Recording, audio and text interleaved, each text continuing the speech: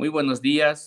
Otra vez estamos otro sábado con ustedes, gracias a la red de Herbol y las plataformas de Oxígeno Po. Les agradecemos de antemano por su atención. Un saludo a Iván. Iván está, como siempre, igual con nosotros todos los sábados. Estamos coproduciendo, en realidad, codirigiendo este programa. En unos minutos más, y me imagino se suma ahí se está ya sumando Andrea Barrientos. Andrea, hola Andrea, buenos días. Marcelo, ¿qué tal? Buenos días, perdón el atraso. No te preocupes. Estamos ya en plena campaña, así que hay que atender Sí. mil cosas, mil disculpas. Iván, buenos días, ¿cómo te va? Hola, buenos días, Andrea. Sí, de todas formas, igual, o sea, justo estábamos comenzando y el tema con el que queremos abrir es efectivamente el inicio de las campañas electorales, ¿no? Ya hemos empezado de alguna forma, claro, en términos formales y reales, si no me equivoco, empiezan en 5 días a El hacerlo. 6. El 6, claro, el 6 ya empiezan en términos concretos, ¿no? Pero ya se está moviendo, no hay duda, ya se está moviendo el escenario electoral, ¿no? Y un poco, si me permites, Andrea, para ponerte la pregunta, para que apertures con tu participación. A ver, la semana que nos deja, creo que de alguna forma el balance es una presidenta candidata que se dedica ahora mismo como objetivo, digamos, principal, atacar a Carlos Mesa, intentar diferenciarse dentro del bloque, si quieres, antimacista. Y luego tienes ahí al señor Camacho, que lo que ha estado haciendo en la semana es un poco generar ciertos ruidos respecto a una suerte de una posible coalición, digamos, alrededor de ese espectro de los candidatos. Quiroga, Camacho, han estado haciendo bastante ruido respecto a eso, y además Camacho introduciendo la idea de que no está cerca y no va a estar cerca en absoluto de los viejos políticos, ¿no? Es decir, lo que él considera como los viejos políticos. Y lo que yo creo que pasa en el otro lado, al otro frente, que es un silencio, ¿no? Es decir, hay un silencio bastante curioso en el masismo, quiero decir, por eso en el candidato Arce y David, que me imagino que tendrá que ver con una acción estratégica. Alguna acción estratégica tendrán finalmente ellos, ¿no? Porque de todas formas, Áñez, por ejemplo, ni Mesa me da la impresión que los nombran a ellos, a Arce y a David en estas últimas semanas. ¿A quién nombran? Nombran a Evo.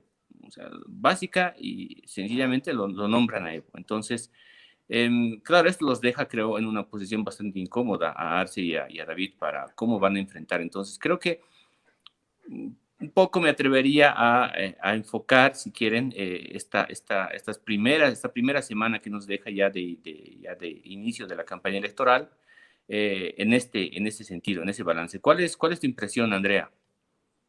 Mira, Marcelo, comparto plenamente, creo que Arce y David Choquehuanca están en una estrategia de perro en canoa, sin hacer nada, tratando de avanzar. Me parece que el MAS, de hecho, se ha quedado sin mucha posibilidad. Voy a hacer un análisis quizás más politológico que de candidata. Creo que el MAS se ha quedado sin mucha posibilidad discursiva ahora para convencer a la gente. Lo que han hecho con los bloqueos les ha abierto la yugular. Eso es altamente complicado porque además en ese ejercicio, tú sabes, Cochabamba políticamente tiene esa idea, ese mito de que es una plaza masista, y la ciudad a la que más han complicado con los bloqueos, con las manifestaciones, con cara a cara, es Cochabamba. Entonces, no puedes dispararle a tu gente, ¿no? O sea, es algo absurdo. En esa dinámica han entrado, sin desmerecer o minimizar los conflictos en el resto del país. Por otra parte, Yanine Áñez creo que ha dejado de ser ya presidenta. Yanine Áñez está en o sea, creo que es peor que Evo Morales haciendo campaña. Y lo peor es que, mira, yo creo que la política ya no se puede hacer en plan de guerra sucia. O sea, no puedes dedicar tu campaña a hablar mal de otro candidato, menos cuando entregas obras públicas. Por último, si lo quieres hacer, está bueno, es tu campaña, pero cuando entregas obras, cuando te inventas qué hacer para ir a los departamentos y vas a dedicarte a darle palo a otro candidato sin hablar de tu propuesta, sin decir hablar de las cualidades de la gente que conforma tu fuerza política, creo que ahí no estamos yendo muy bien.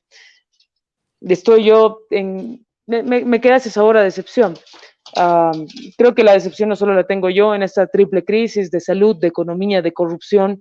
Creo que la gente esperaba muchísimo más de este gobierno y bueno, es claro que no existe la capacidad para gobernar.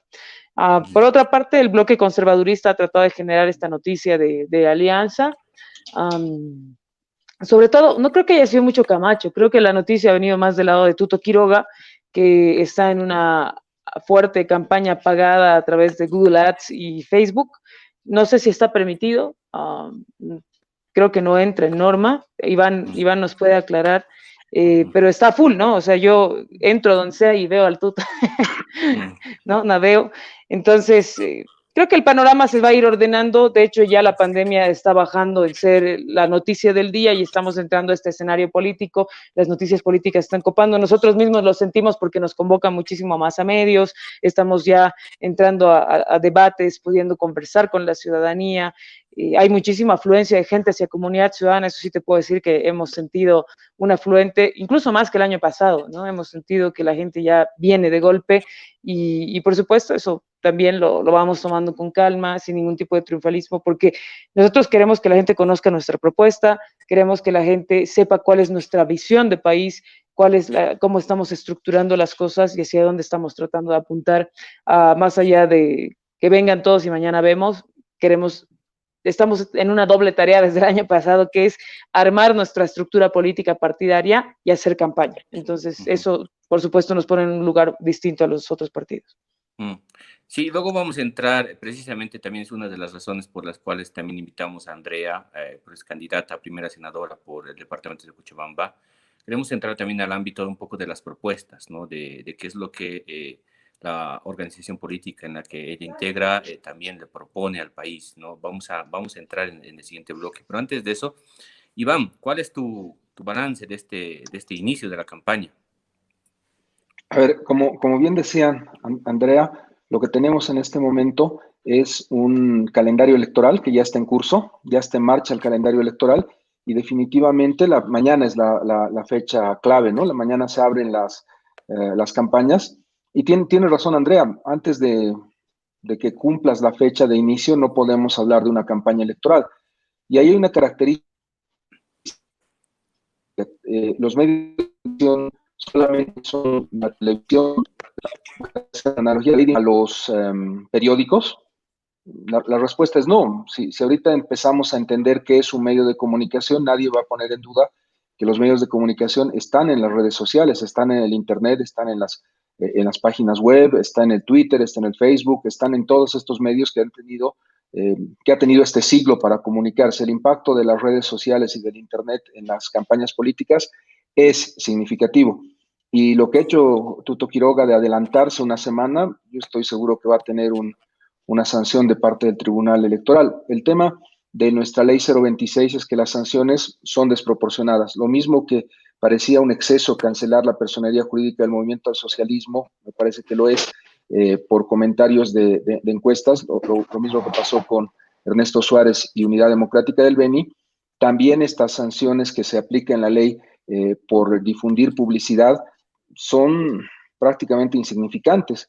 De alguna manera, creo que va a haber un análisis de costo-beneficio. Tuto se adelantó, ahora va a tener que pagar multas. Bueno, las pagará las multas, pero va a seguir en carrera electoral. No digo con esto que haya que sancionar a Tuto y que no tenga que ser candidato. Yo creo que de alguna manera pasa la responsabilidad política de los temas. Creo, Marcelo, que ahí hay que tener mucho cuidado con lo que se entiende por campaña, porque hay dos categorías de la campaña en medios y la campaña en actos masivos, en otras formas de comunicación que pueda haber. Voy a ir al tema que plantean Andrea, que me parece muy interesante. ¿Las elecciones estaban garantizadas si no había la movilización social? Porque hasta ahora Luis Fernando Camacho no quiere elecciones el 18 de octubre. O sea, me parece que sí hay un sector político del país que no desea elecciones el 18 de octubre y quisiera prorrogar su gestión por lo menos hasta el próximo año. Nos han dicho varias veces, hasta que termine la pandemia. Nos dijeron que mañana, el 6 de septiembre, iba a ser el pico de la de la pandemia y por lo tanto no podíamos tener elecciones el día de mañana, cuando en verdad estamos viendo en todo el país que los contagios han disminuido, está bajando, y ayer hemos tenido un acto que le salió mal, pero estaba previsto de que sea masivo de Entel. Entonces, creo que hay cierta hipocresía en el uso de la pandemia con fines electorales, pero vuelvo a esa pregunta, ¿podía garantizarse elecciones el 18 de octubre sin la movilización que ha existido? Porque han sido varios factores los que garantizan la fecha del 18 de octubre, que creo que era el motivo que nos convocaba inicialmente, Marcelo. El primero es la decisión del órgano electoral. El órgano electoral rompió un paradigma, dejó de estar subordinado a los demás poderes y dijo, yo digo que las elecciones son el 18 de octubre y el que quiera se une y el que no lo enfrento. Me parece un acto de valor muy importante que muestra su rol de árbitro. Pero también tenemos ya la decisión de la ley. La ley 1315 marca una decisión de la Asamblea Legislativa de respaldar esa decisión con un costo político muy fuerte al interior del movimiento al socialismo. Yo creo que Diego Pari ha quedado muy herido después de esta negociación, lo mismo que Milton Barón, lo mismo que Efraín Chambi. Esta semana Efraín Chambi ha dejado de ser el jefe de bancada del movimiento al socialismo y no es un dato menor. Ha entrado Omar Aguilar como jefe de bancada. Ya se habla de que va a haber una destitución o un cambio de Milton Barón como vicepresidente del Senado, y ahí el sector o el ala que no quería elecciones el 18, quería el 11, por una semana pensaba hacer arder el país, sigue mostrando su racionalidad. Definitivamente el Parlamento en un profundo debate ha generado unas condiciones para las elecciones. Y las ha generado solamente desde el movimiento al socialismo porque la presidenta Áñez tiene menos del 4% de votación en la última elección y no tiene una bancada. Y lamentablemente Comunidad Ciudadana no está en el Parlamento. Lo ideal hubiera sido que todo este debate sea ahí en el Parlamento, ¿no? Pero en el Parlamento, al no estar Comunidad Ciudadana, que me parece que es la segunda fuerza política del país, y tener Áñez una representación tan limitada, tan reducida, ha sido un diálogo unilateral. Y ahí entro al tema de los movimientos sociales y el impacto político de la protesta social. Definitivamente la protesta social es una conjunción de tres derechos. Tienes libertad de expresión, tienes derecho de asociación y ejercicio de derecho político. Creo urgente hablar ya de una ley del derecho a la protesta social, y es un mandato que dio el Tribunal Constitucional en su momento. ¿Se recuerdan ustedes las huelgas que se hizo con relación a los médicos, al tema de la salud? ¿Pueden los médicos hacer huelga? ¿Puede alguien que está en un servicio público esencial, me refiero al agua, a la electricidad, hacer huelga? La mayoría diría, no, no pueden hacer huelga. Pero entonces, ¿cómo expresar su protesta social? Hay derecho a la huelga, hay derecho al paro, hay derecho. En definitiva, necesitamos una ley que regule la protesta social y dialogar. Tienen derecho a la protesta, pero en ciertas condiciones y garantizando los servicios básicos. Creo que ahí hay un elemento que lo tomo con beneficio de inventario todavía. No sé cuál ha sido el costo político para el movimiento socialismo. Lo vamos a ver mañana. Mañana tenemos una de las primeras encuestas significativas en las redes de televisión. Y hay que ver todavía porque el MAS no va a convencer al votante de Carlos Mesa y tampoco va a convencer al votante de Yanine Áñez, pero me parece que ese 45% que votó en la anterior elección no ha quedado disconforme con este tema. Creo que viene una campaña interesante, pero sí creo que no habría elecciones el 18 de octubre si no hubiera habido la movilización social que existió, porque sin esa movilización no hubiéramos tenido ley y muy probablemente seguiríamos en el conflicto en las calles todavía. Creo que ha sido una movilización de pacificación y realmente es una broma de muy mal gusto decir que Yanine Áñez ha estado a cargo de esto. Al encuentro con Yanine Áñez no fue Carlos Mesa, no fue Luis Arce, y fueron partidos minoritarios a decirle que ya no sea candidata a presidente. Decir que por ese evento que hizo el domingo al que no fue nadie, ella es la garantizadora de la paz social, me parece realmente un exceso. Pero yo lo vería por ese lado, Marcelo. Creo que la movilización es la que garantiza las elecciones. Claro, ahí en algún momento creo, hay que recordar también la discusión que tuvimos con Gonzalo Mendieta. Él decía, es contradictorio o incongruente que primero lances el mensaje de control, ¿no? Y de imposición del orden, que eso es lo que hizo Áñez. Y luego después, llamar un poco a la concertación. No hay, digamos, no hay una suerte de un mensaje, de un solo mensaje en todo caso, y hay bastante contradicción, ¿no? A ver, pasando un poco al ámbito entonces de lo que puede ser, un escenario de campaña electoral en el que nos concentremos un poco más en hablar de algunas ideas, de algunas propuestas. Creo que es importante por eso ir afinando o ir sacando algunos mensajes de las fuerzas políticas. De hecho, vamos a invitar con Iván a otros representantes también que han estado aquí también en el programa antes, ¿no? Para un poco ir conociendo las propuestas que ellos tienen, ¿no? Sin embargo, pongo un paréntesis ahí. La verdad es que, al igual que ustedes, un poquito más quizá, soy bastante escéptico respecto a que esta campaña electoral que viene hasta el 18 de octubre sea una que termine por quedar, si quieren, con el sello de que realmente hemos hablado de ideas y de propuestas, ¿no? Parece ser que más bien el foco es cuánto logro que el otro se desgaste, ¿no? Cuánto puedo lograr eso y en función de eso voy a intentar capturar una intención de voto más importante, ¿no? Pero bueno, esa por lo menos hasta ahora es la estrategia que estoy viendo. En todo caso, a ver, un poco para lanzarte ahora la pregunta, Andrea, a ver, yo lo que identifico en Bolivia es que a diferencia de los 80s, 90s, cuando necesitabas tener gobernabilidad en Bolivia en el Parlamento, básicamente, y necesitabas una coalición, que eso es inevitable, eso era inevitable. El escenario que se viene ahora, después del 18 de octubre, va a tener inevitablemente que jugar, creo yo, con un escenario más complejo que ese, que el de la democracia pactada. Lo digo porque identifico por lo menos tres factores de poder que son hoy día para mí importantes para gobernar este país, ¿no? ¿Cuáles son esos tres factores de poder? La agroindustria cruceña, todo el aparato productivo cruceño. Hoy día Santa Cruz es otra, distinta a la de los 80s y 90s, ¿no? Y sus líderes también. El otro factor de poder son todo el mundo de las organizaciones sociales y los movimientos sociales, todo ese mundo muy variado, ojo que no es exclusivamente masista, ¿no es cierto? Y el otro factor de poder va a ser la Asamblea Legislativa, sin duda, ¿no? La Asamblea Legislativa.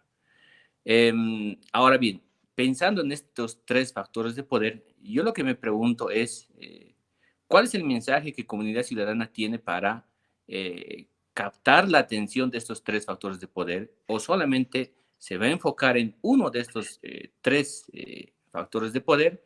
¿O va a trabajar entre estos tres y va a intentar articular un proyecto que le genere la posibilidad de gobernar este país durante todo el periodo de mandato? ¿Qué opinas, Andrea? Mira, lo que nosotros estamos haciendo, Marcelo, no ahora, desde el año 2018, hemos leído bien la realidad boliviana. Hemos entendido muy claramente y lo habíamos conversado la última ocasión que nos vimos, la política boliviana tiene esta lógica pendular, de ir de un lado al otro, de moverse de un extremo al otro extremo, de estar en el filo siempre de lo democráticamente establecido, en los bordes de la política, diría Rancière. Entonces, en esa dinámica, en esa lógica, creo que lo que Bolivia ha estado necesitando y ha tratado de construir, no solo con Comunidad Ciudadana, probablemente el MNR del 52 también tenía esta lectura de que necesitábamos conjuncionarnos en un centro democrático, ¿no? Después, con el paso del tiempo, de los años, las cosas, por supuesto, han tenido otra dinámica. Creo y yo sostengo que Evo Morales y el MAS podían haber tenido el mandato histórico de reconciliar al país. Es claro que a pesar de los avances que han habido, esta reconciliación de los bolivianos, esta inclusión real, no ha terminado de asentarse en Bolivia. Te digo que no ha terminado de asentarse porque tienes dos discursos sumamente radicales. Aparece, renace el Mailcu como de las cenizas con el mismo discurso de hace 14 años. Y además vuelve a aparecer un comité cívico pro Santa Cruz con el discurso que tenía la Unión Juvenil Cruceñista hace 14 años, ¿no? Ese bestias salvajes no es solo una connotación al cómo pues va a bloquear la calle, ¿no? Es una connotación que implica muchísimas cosas por detrás. Y además empiezan a aparecer grupos de mercenarios, les diría yo, que han asumido cierto rol protagónico en un momento dado y que ahora se creen justicieros en Bolivia. Ese tipo de acciones son fruto también de la desinstitucionalización del país. Pero el punto central acá es que Bolivia necesita un reencuentro, una reconciliación en lo más profundo de su ser. para esa reconciliación uno tiene que empezar a trabajar holísticamente con los sectores. Nosotros, la anterior elección, sí apuntábamos, sabíamos que nuestra posibilidad era ganar en segunda vuelta. Hoy creemos que podemos ganar en primera vuelta. Creemos firmemente que vamos a copar más cantidad de asambleístas legislativos. No creo que podamos tener control de ambas cámaras, no sé cómo va a ser la figura, obviamente hay que ir midiendo, nuestra intención es por supuesto apuntar a copar ambas cámaras, a tener la mayoría en ambas cámaras, ninguno va a tener 2/3, eso es seguro, pero creo que podemos tener una gran representación, y algo que a mí me llena de orgullo, y lo voy a decir, es que nuestros candidatos a la Asamblea Legislativa, los hemos tratado de escoger con criterios de idoneidad, representatividad, capacidad intelectual, conocimiento. Entonces, creo que hemos hecho ese ejercicio bien. En términos de inhabilitados, por ejemplo, Libre 21, que es el partido Tuto Quiroga, o la Alianza, o lo que denomine el que sea, tiene 206 inhabilitados. El Movimiento al Socialismo tiene más de 56 inhabilitados. Juntos tiene más de 20 inhabilitados y múltiples renuncias. Entonces, ahora vamos a esperar a ver cuál es el número de renuncias. Me imagino que dentro del Movimiento al Socialismo, y quizás Iván esté un poco más al tanto, han habido renuncias para volver a reacomodar esa lista que era parte de la negociación para la pacificación dentro del Movimiento al Socialismo también. Por ejemplo, el sector de Bacopa había quedado sin mucha representatividad para las nuevas listas, han sacado a su clase media más representativa, Rocío Molina, Sergio de la Cerda, han quedado fuera de listas, ojalá puedan volver a entrar, creo que hace falta, incluso la misma Adriana Salvatierra estaba en diputados muchísimo abajo, creo que estaba de 8ª diputada, si no me equivoco, entonces creo que se han deshecho de una parte quizás un poco más intelectual dentro del movimiento al socialismo, y eso tendrían que reacomodarlo. Por otra parte, en lo nuestro específicamente, reconocemos el valor de la agroindustria, hemos trabajado con ellos propuestas concretas, nos estamos moviendo en ese sentido. Nos interesa mucho también trabajar con las organizaciones sociales, es un acercamiento que estamos haciendo ya, creo que a profundidad. Nuestros candidatos indígenas están trabajando fuertemente en ello, y sobre todo nuestros encargados de organizaciones sociales.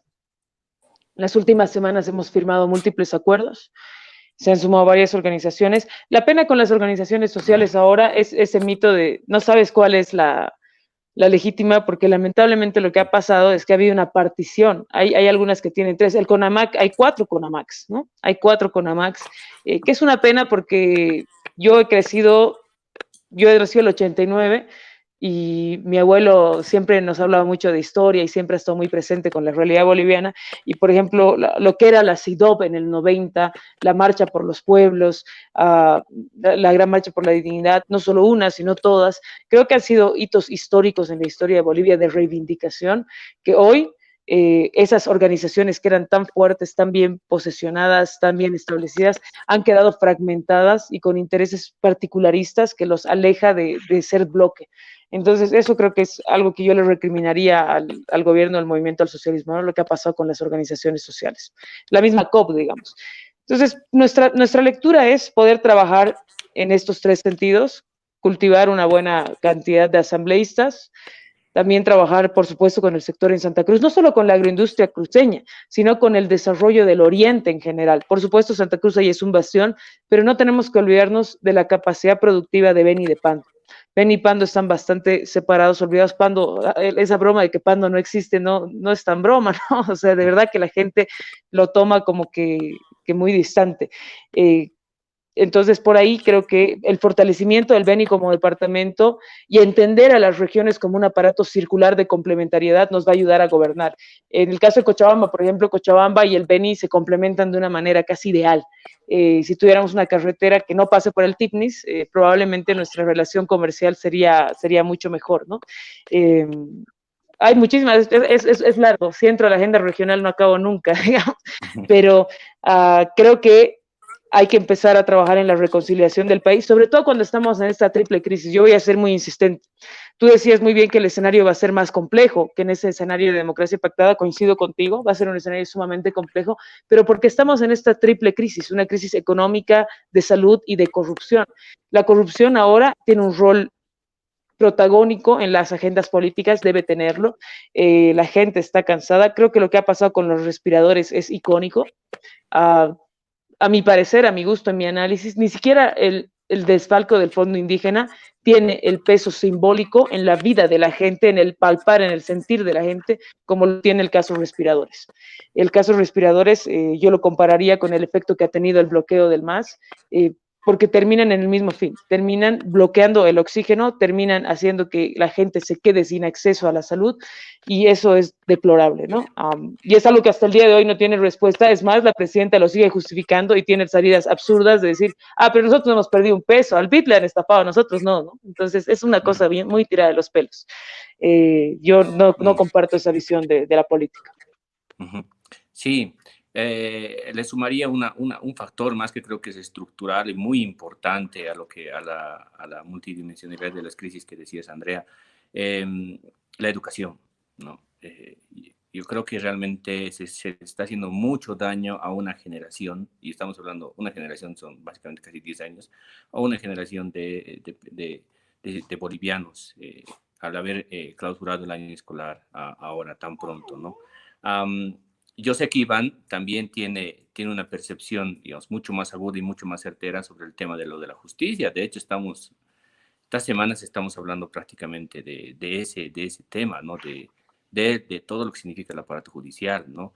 Pero aparte de eso, Iván, también preguntarte, ¿tú identificas algún otro factor de poder más con el cual sí o sí un posible gobierno necesite concertar, necesite acercarse para generar un espacio, una suerte de gobernabilidad hoy día, aparte de el aparato productivo del Oriente, el más cruceño, que decía, las organizaciones sociales y el Parlamento? Sí, justamente es el que identificas, Marcelo. Creo que estamos haciendo un análisis correcto. No tener en la Asamblea Legislativa un Sergio o Rocío en Cochabamba me parece que es grave, ¿no? Ahí respondo un poco a Andrea. Creo que el MAS se ha desprendido de cuadros muy importantes por esta crisis. Rogelio Maita, que no esté por la paz, es grave. Que no esté Sergio es también terrible, pero definitivamente ha habido una confrontación al interior del MAS y han salido derrotados los sectores que tendrían que tener, o tienen una visión más progresista de los derechos humanos y de los acuerdos en el país. Creo que ahí ha habido un retroceso, pero bueno, ya están las listas, esa es la asamblea que se tiene y esa asamblea es la que va a gobernar el país los próximos 5 años. No creo que haya una recomposición tan grande, salvo la senaturía de Diego Pari, que está todavía en discusión si va él o va una persona que estaba justamente en el problema del fondo indígena, que está en debate, y el tema de Evo Morales, si va como candidato a primer senador por Cochabamba, todavía no ha quedado claro cuál es la composición final de las listas. Yo creo que esto va a ser un debate en el Tribunal Constitucional y en las salas constitucionales largo. Pero creo que el factor que no tenemos que subestimar es el judicial. Ya en la época del MAS decían que había parafiscales y ahora creo que tiene más fuerza esa afirmación. Yo no veo casual la salida de Manfred Reyes. Creo que Manfred Reyes ya no está en el país, dice que va a volver, veremos si vuelve en los 15 días o cuándo vuelve. No veo casual la renuncia de Mario Cosío y el avance en los juicios penales que tiene. Y tampoco veo casual que haya en este momento de parte del movimiento al socialismo el inicio del juicio de responsabilidades contra los 2 consejeros de la magistratura, contra el almirante Halcón y Dorca Gómez. Me parece que las fichas se están moviendo ahí. Creo que en esta elección vamos a tener todavía muchas audiencias cautelares y muchos juicios, porque lo que se está buscando es polarizar con Evo Morales y con el MAS, y en ese afán creo que va a haber una serie de ataques, de persecuciones desde el Poder Judicial. Lamentablemente, el rol del doctor Lanchipa no es de un fiscal general. El doctor Lanchipa está sobreviviendo. Si ustedes lo ven en Sucre, el movimiento cívico de Calvo está allá desde esta semana, están amenazando con quemar la fiscalía, con que lo aprendan, iniciando acciones penales permanentemente contra él, y la persecución ha llevado a que el fiscal general de un país, eso solamente pasa en Bolivia, tenga que presentar una acción penal porque lo están persiguiendo. En el Alto, la anterior semana, el sábado, el fiscal general ha ganado una acción de libertad con el argumento de que lo estaban persiguiendo.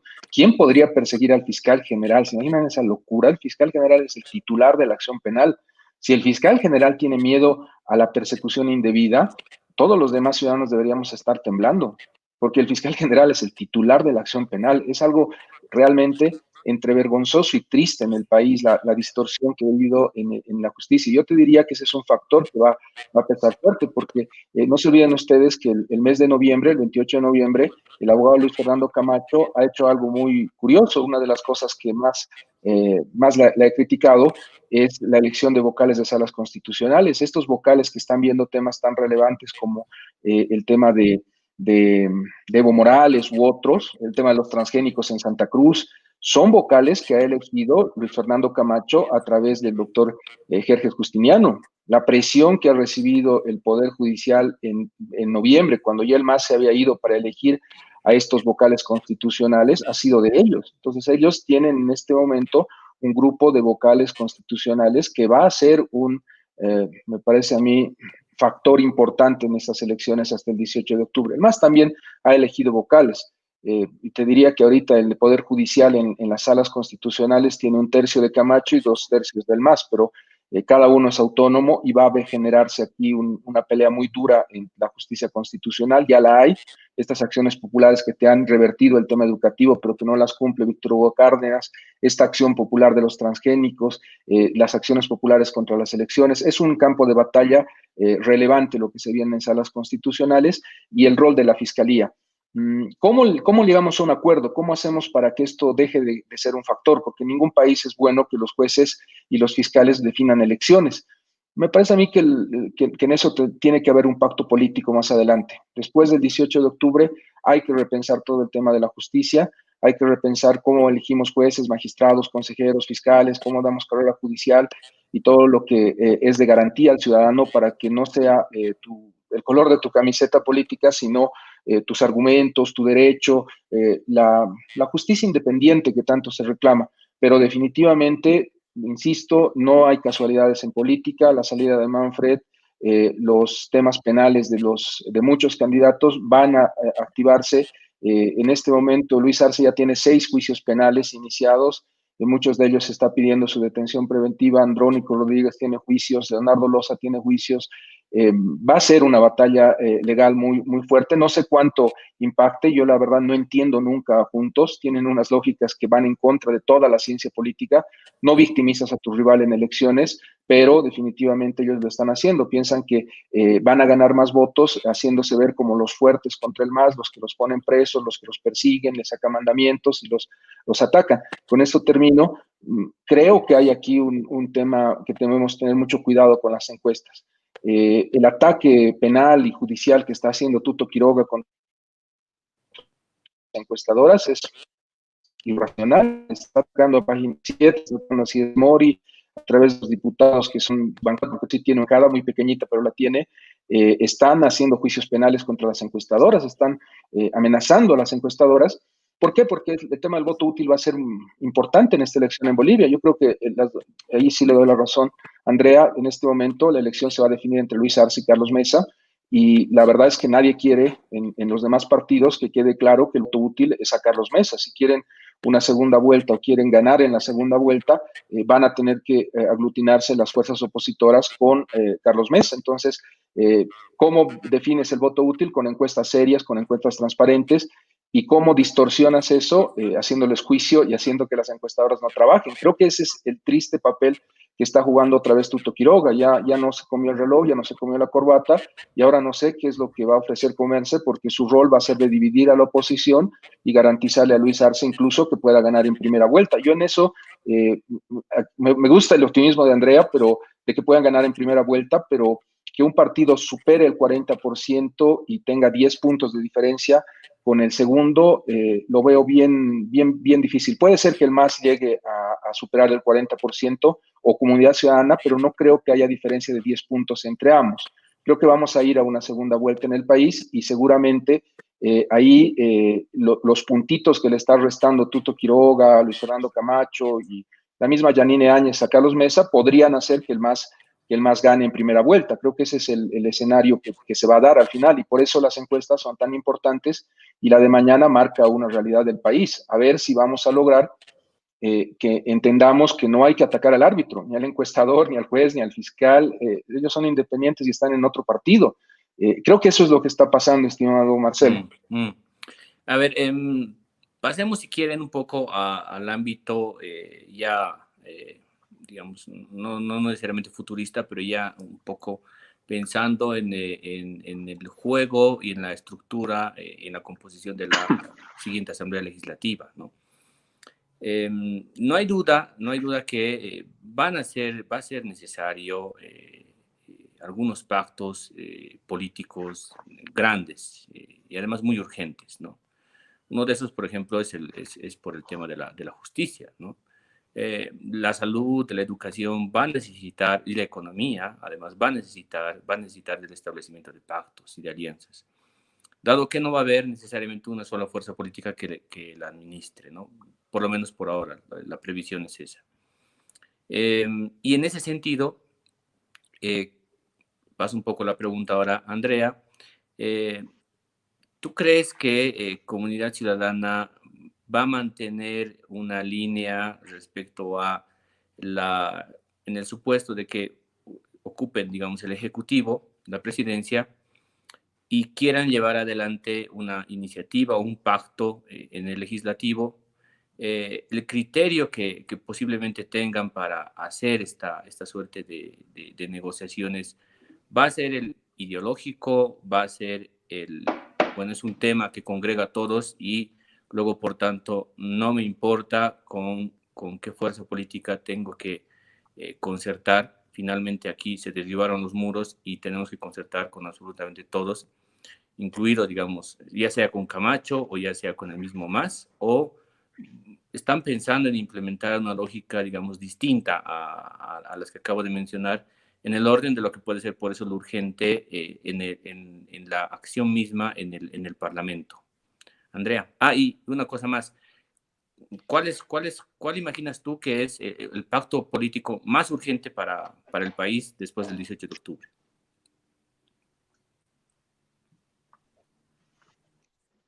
Mira, yo creo, Marcelo, que lo que tiene que hacer Bolivia es superar lo ideológico partidario. Sobre todo porque en lo más profundo de la reflexión, en la reflexión mía, no creo que exista una ideología de por medio en la mayoría de las fuerzas políticas de este país. Eh, Creo que hay bases de valores o de axiológicas, lo voy a decir para incluir a valores y no valores, que van marcando un paso, pero siempre de alguna forma contradictorias en acción. Entonces, creo que lo ideológico termina manteniéndose en un plano más idealista, en un plano más superficial de la política discursivo, y en la acción las cosas devienen de otra manera, ¿no? No existe una compenetración clara en ese sentido. Lo noto en el MAS, que podrías decir que es el único o de los pocos que tienen una ideología clara. Probablemente Luis Fernando Camacho, pero creo que utiliza más simbolismos del neoconservadurismo que realmente creer que viene de esta ideología, ¿no? Creo que está más pegado al fascismo, a mi criterio. Comparto el criterio de Iván frente a Tuto Quiroga. Creo que Tuto Quiroga es responsable de que el MAS haya tenido 2/3. Ha perjudicado al país.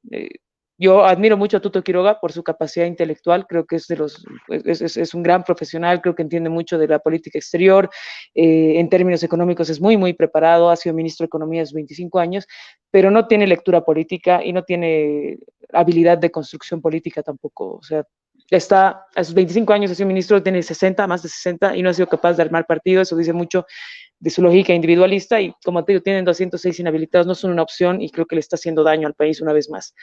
En lo ideológico partidario creo que es algo que hay que superar, definitivamente, si uno quiere darle estabilidad, gobernabilidad y el sentimiento de reconciliación al país, es algo real que se tiene que hacer. No puedes manejar un país con revanchismos políticos.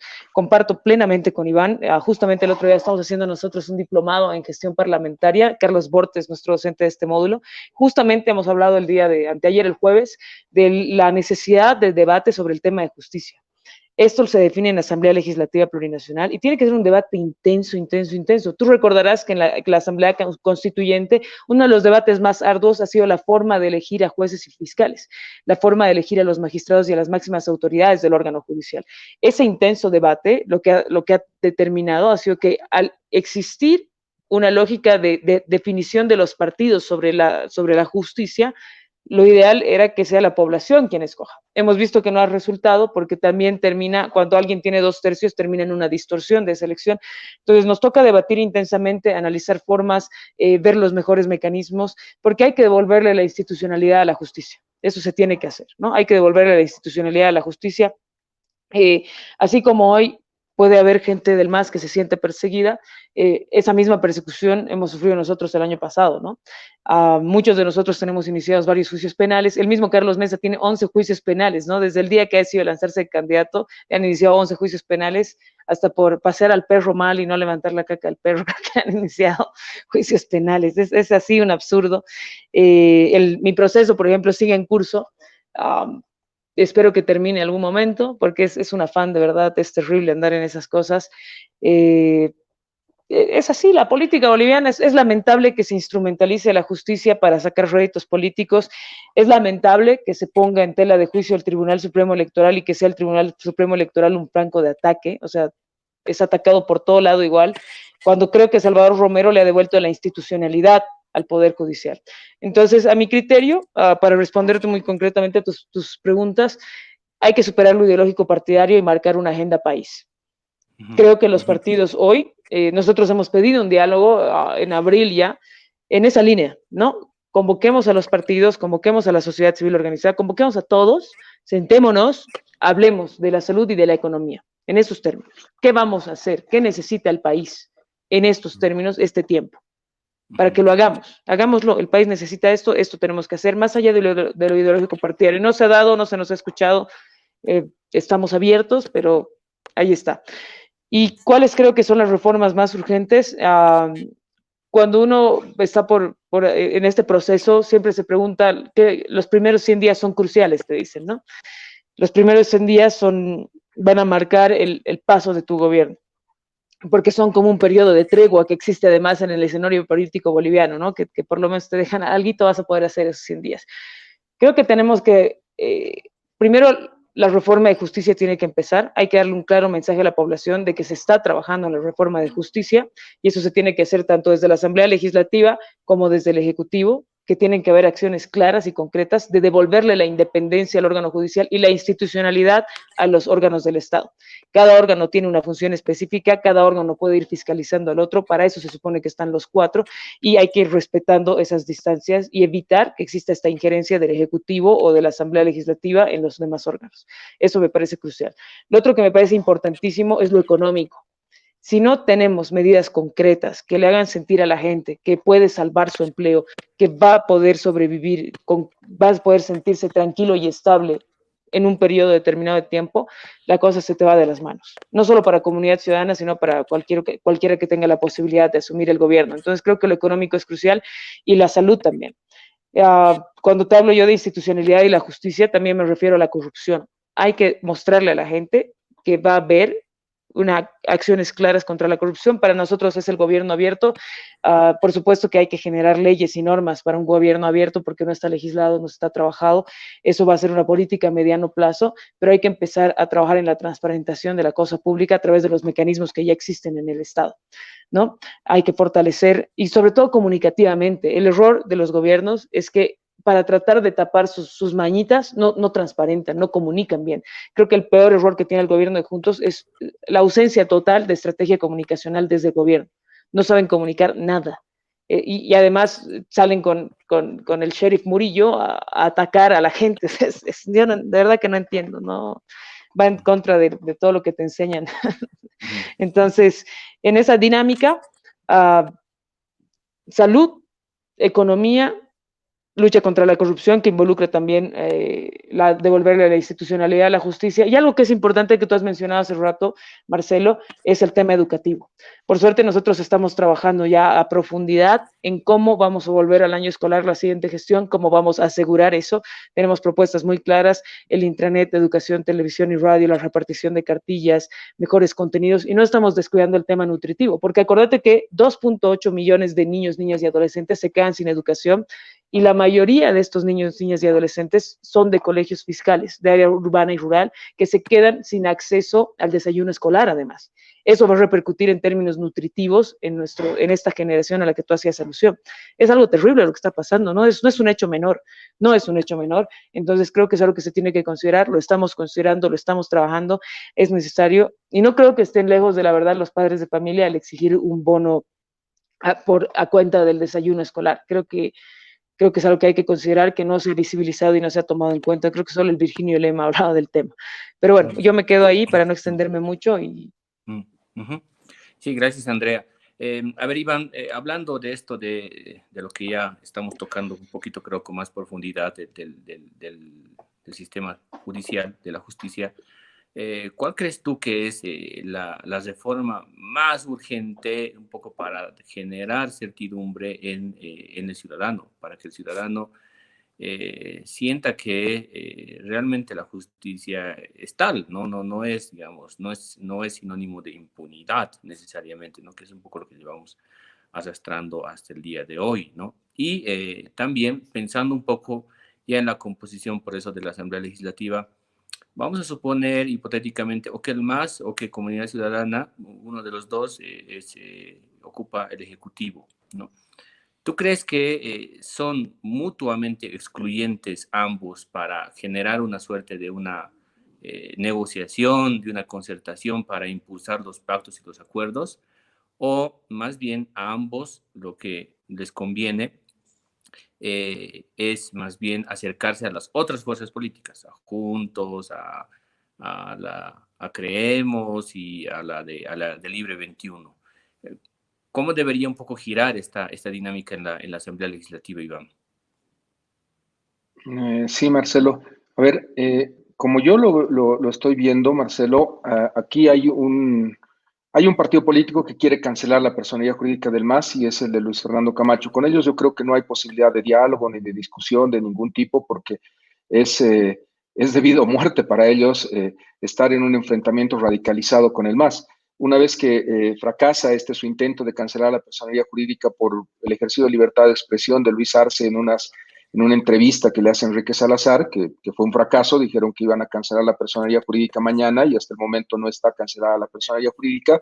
El tema está en el Tribunal Constitucional, un tribunal que, lo reitero siempre, no es oportuno, no es pertinente y se lava las manos siempre. No me extrañaría que el Tribunal Constitucional nos diga que faltaba que imprima el Salvador Romero en papel verde el documento y lo devuelva a La Paz, ¿no? Porque son expertos en no decidir, son tramitadores, pero no son decisores de justicia constitucional, salvo que los presiones de tal manera que tomen decisiones. Me preocupa eso del tribunal. Es un tribunal que por forma te va rechazando las acciones permanentemente, no entran al fondo. Pero bueno, vuelvo al punto. Luis Fernando Camacho, cuando fracasa en ese intento, ahora va a decir el tribunal legal la personalidad jurídica al MAS porque no se sabe cómo administra sus recursos en la campaña. Evidentemente, ese es un argumento que está en la ley de organizaciones políticas. Es un argumento que usó Carlos Alarcón al principio, me parece muy bueno, de que la cancelación de personalidades jurídicas solamente se puede dar en aquellos casos en los cuales esté previsto en el artículo 58 de la ley de organizaciones políticas.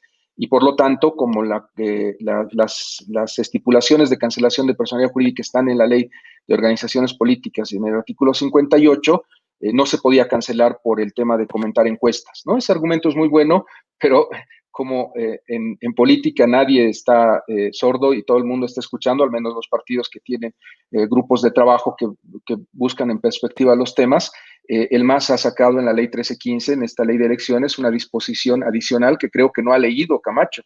Se ha modificado la disposición del artículo 58, se ha dicho, y lo leo, todas las organizaciones políticas deben adecuar sus estatutos a las disposiciones de la presente ley hasta el 31 de diciembre de 2021. Una vez que adecúen sus estatutos, se aplicarán las sanciones establecidas por el artículo 58 de la presente ley, que es el artículo 58, sanción con cancelación de la personalidad jurídica. Es decir, en esta elección a nadie se le va a cancelar la personalidad jurídica.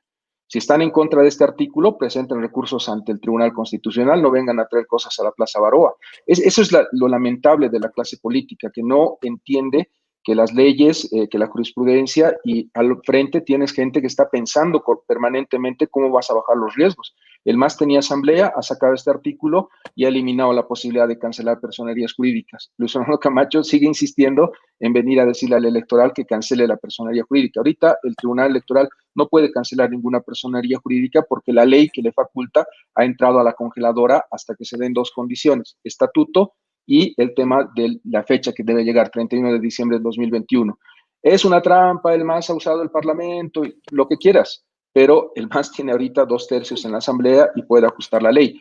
Yo diría que ahí en el debate axiológico valorativo, frente a ataques, frente a este debate tan duro de instrumentalización de la justicia, que es lo que planteas y que conecto, tenemos que empezar con ese pacto político de urgencia. Toda la clase política tiene que salir del poder judicial, de la justicia electoral también, y tenemos que dejar que el árbitro dirima. O sea, si seguimos con este afán de querer utilizar la mesa y no la cancha para ganar elecciones, estamos perdidos. Deja al MAS que participe, ganale en cancha, ganale por votos. Esa es la manera de ganar una elección. Lo propio en la justicia. No utilices el sistema penal para que no haya candidatos, para que renuncie por miedo uno de los candidatos o que no participe. Creo que ese es el primer pacto político que lo teníamos en la clase política boliviana. No era posible que tú le ataques a la familia de tu rival político. Y ahora se está atacando, pero como primera medida a la familia, y eso no es correcto. En política no se ataca a la familia, son códigos, son acuerdos que debes tener en el debate político y no se están cumpliendo. Por eso creo que ese primer pacto político tendría que ver con una profunda reforma a la justicia, el rol del fiscal general, de los jueces y la Defensoría del Pueblo. Yo en eso creo que no sería prudente, no sería bueno que se nombre a un defensor en lugar de Nadia Cruz. Creo que no es bueno. Ahorita el MAS podría elegir a cualquier ciudadano como defensor del pueblo y seguramente que todo el país lo criticaría. Así encontremos una segunda Ana María Romero, no habría la posibilidad de que el país crea que el movimiento al socialismo ha elegido a un defensor del pueblo independiente y autónomo. Tiene 2/3. ¿Por qué hacer que decida el MAS en este momento? ¿Ves la locura de cierta clase política en el país de irse a la oficina de Nadia Cruz, de pretender matarla, de atacarla permanentemente, de tomar sus oficinas? ¿Para qué? Para que se nombre otro defensor del pueblo. ¿Saben, señores, quién va a elegir al próximo defensor del pueblo si se lo elige este mes o en las próximas semanas? El MAS va a elegir al defensor del pueblo. La Constitución dice que la Asamblea elige por 2/3 al defensor del pueblo. Ahí viene esa miopía de no leer la ley, no leer la Constitución e insistir en el enfrentamiento. Eso, en principio, Marcelo, de cuál es el primer pacto político, un pacto por la justicia. Sentémonos y lleguemos a un pacto de la Moncloa o a un acuerdo de los 2/3 en Bolivia, pero tiene que haber un acuerdo. Hoy no se puede llegar a un acuerdo porque Áñez tiene 4% de voto. Hay que sentarse con comunidad ciudadana y llegar a un acuerdo sobre la justicia. Eso, yo te digo, sin ninguna duda, es la única manera que vamos a lograr salir de este uso perverso que se está dando a la justicia. Uh-huh. Pero, y en esa línea, ¿tú crees que el MAS y comunidad ciudadana son mutuamente excluyentes o más bien probablemente hay un puente de conexión sobre este tema, ¿no? Que también es importante. Mira, yo el único que te digo que te puedo, por lo que escucho, porque soy abogado de varias personas que están en el mundo político, el único con el que no se va a sentar nunca el MAS es con Luis Fernando Camacho, porque ha cometido un delito. Uh-huh. Hay un golpe de Estado y hay un juicio que se le va a hacer a Luis Fernando Camacho, ¿no? Uh-huh. Ese es el tema que no va a quedar nunca en la posibilidad de diálogo entre el MAS y Luis Fernando Camacho. Es el único con el cual no creo que el MAS nunca se siente. Pero con las demás fuerzas políticas, incluso te diría hasta con Áñez, creo que va a haber un debate y siempre va a haber la posibilidad de sentarse, pero jamás con Luis Fernando Camacho. Yo creo que es la única exclusión que puede haber en este momento en la clase política boliviana. La pelea entre el MAS y Luis Fernando Camacho no creo que termine nunca, lamentablemente. Uh-huh. Y es lamentable porque en el país toda la política debería ser siempre una política de llegar a acuerdos y soluciones por el bien de la sociedad, ¿no? Uh-huh. Sí. En esa misma línea también, Andrea, ahí un poco para ir cerrando, ¿Comunidad Ciudadana tiene alguna línea roja sobre la cual no está dispuesta, digamos, a cruzar y eso limitaría, digamos, la posibilidad de que alguna fuerza política sea incluida en algún pacto primero? Y luego segundo, para ir un poco redondeando también tus ideas, tú eres candidata para el departamento de Cochabamba. Y creo que es oportuno también un poco conocer cuáles son las principales ideas que estás planteando para el departamento a nivel, digamos, ya de lo que es la región, y luego cuál puede ser o cuál es la principal medida, la principal iniciativa que a nivel nacional crees que debería empezar a impulsarse desde tu perspectiva, es decir, qué es lo que estás pensando que a nivel nacional va a ser una de las primeras cosas que quieres implementar en el Senado en la eventualidad de llegar a ocupar el curul. Bueno, mira, Marcelo, yo creo que el escenario político boliviano tiene que superar la idea de que se cruzan baños de sangre, ¿no?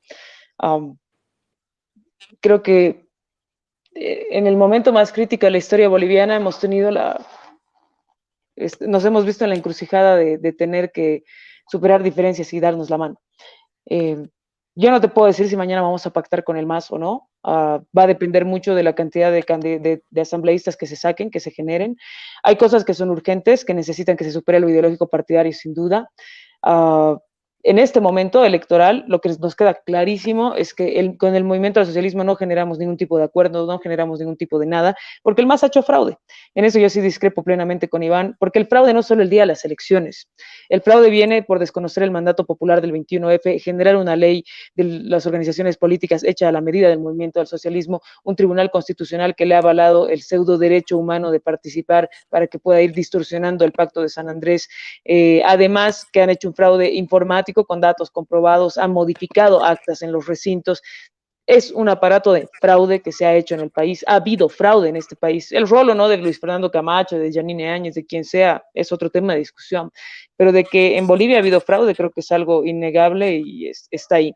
Para no entrar en ese dilema del fraude o no fraude, para nosotros es claro que con todas las fuerzas democráticas pactamos, pero no creo que el MAS sea una fuerza democrática en este momento, porque lamentablemente ha hecho fraude y se nota la injerencia de Evo Morales en el MAS en este momento. Yo creo que Luis Arce es una persona que domina la economía boliviana, pero me temo que el poder que tiene Evo Morales por sobre la militancia del MAS, por sobre los dirigentes del MAS, sigue siendo bastante fuerte y eso también le va a impedir tener gobernabilidad a Luis Arce sin la injerencia de Evo Morales y eso le resta puntos. Creo que la insistencia en que Evo Morales sea senador por Cochabamba también le resta puntos al MAS. Marité Segada ha hecho un análisis el otro día en Los Tiempos, creo yo comparto con el análisis de Marité. Cochabamba está cansada. Yo te puedo decir el pálpito en la gente cuando salgo a la calle, cuando estoy en provincia, porque parte de lo que hacer político es que nos movamos y estemos haciendo territorio. Creo que Evo Morales le está haciendo daño al movimiento al socialismo. Ya no es lo que era. El MAS necesita reinventarse, el MAS también necesita renovación y probablemente con actores distintos el MAS sería otra cosa. Volviendo al tema de los pactos, en política, en una asamblea que no tiene 2/3, creo que es lo más saludable para la democracia, para empezar, que una asamblea no tenga 2/3, que existe un arduo debate.